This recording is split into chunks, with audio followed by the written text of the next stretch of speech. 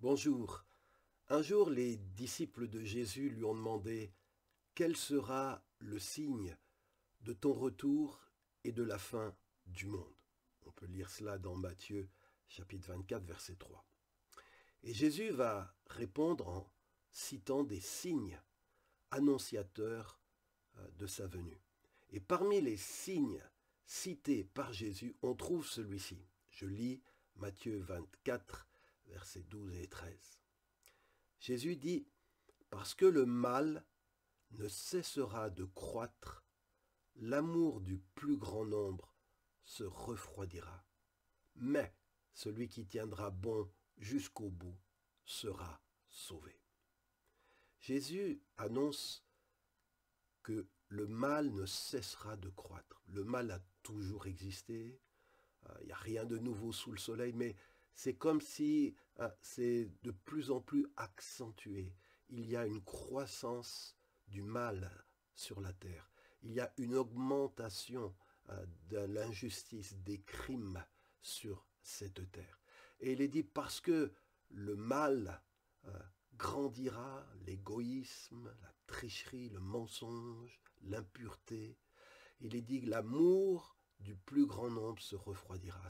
Il parle de l'amour pour Dieu, de l'amour des chrétiens pour la parole de Dieu, pour Jésus, pour son épouse, l'Église. L'amour du plus grand nombre se refroidira. Vous savez, en France, au moment où j'enregistre cette vidéo, eh bien, nous entrons dans l'hiver. Et l'hiver, c'est le moment où la météo se refroidit, où la température chute. Eh bien, Jésus nous a prévenus. Et s'il l'a dit, c'est la vérité. Qu'à l'approche de la fin des temps, ça sera un moment où l'amour de beaucoup de croyants se refroidira. Alors s'il y a une chose pour laquelle nous devons prier, c'est le réveil.